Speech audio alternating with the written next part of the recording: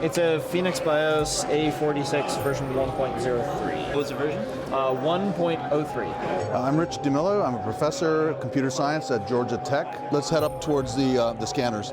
Simple case of engineering.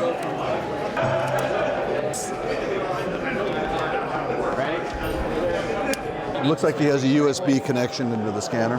The serial console in the back gives us a root shell. That means you have control of the machine. Have full control of that, and then we can change the results of what it's scanning. This is the way that you get data in and out of the operating system that runs on this machine. My computer is connected to the machine. This is a serial cable, and it's connected to the back of the machine.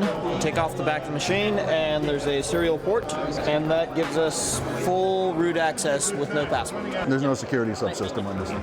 Nope, there's no password on it. With this kind of access, you could rewrite the code that's running on there and get it to count votes in whatever way you wanted. You would do this in advance of election night, and then wait for the results to come in. You could control the election results. Either way, as long as I had physical access to either plug something in or take off the back and plug something in there. But you just need that access briefly. Once, yes, very briefly. About how long? If you had this all prepped and ready to go, a minute. This is easily possible for somebody to get into these machines because they're unsecured for such long periods of time. I'm Marilyn Marks, the Executive Director of Coalition for Good Governance. I have done research on and personally watched 150 elections at least. In the context of our lawsuit against Georgia to get rid of the DRE machines, two of our experts and I went to the closing of the polls in one of the recent elections. At the end of the closing of the polls, the poll workers left us there with about 6 voting machines by ourselves. I was with 2 guys who could have gotten into those machines in a matter of seconds and put in malware. My name is Joseph Kanairi, and I am the CEO and Chief Scientist of Free and Fair. The machine we're in front of is a central count scanner. It's the ES&S Model 650. It's, to our knowledge, the most widely deployed central count scanner in America.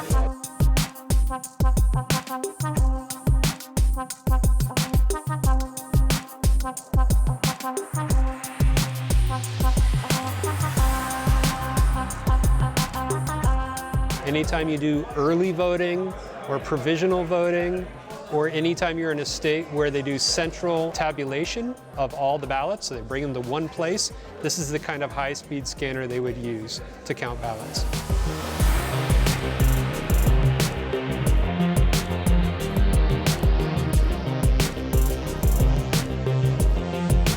Historically, these machines were examined, and they determined there was a number of serious problems with them by virtue of messing with the zip disk.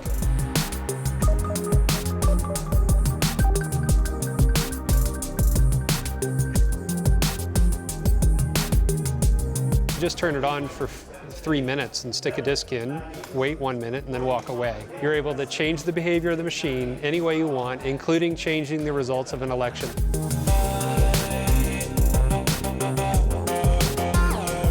This is an ancient operating system. It's never seen any security patches ever since.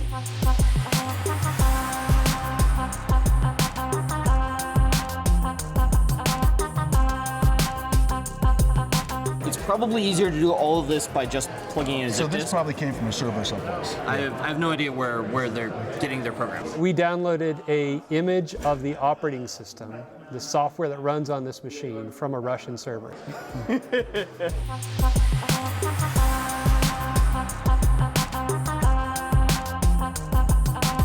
All of the security breaches throughout history, the famous ones, have to do with misusing the procedures that people have carefully set up. So these are exactly the environments that the election officials should be studying. They shouldn't be criticizing them.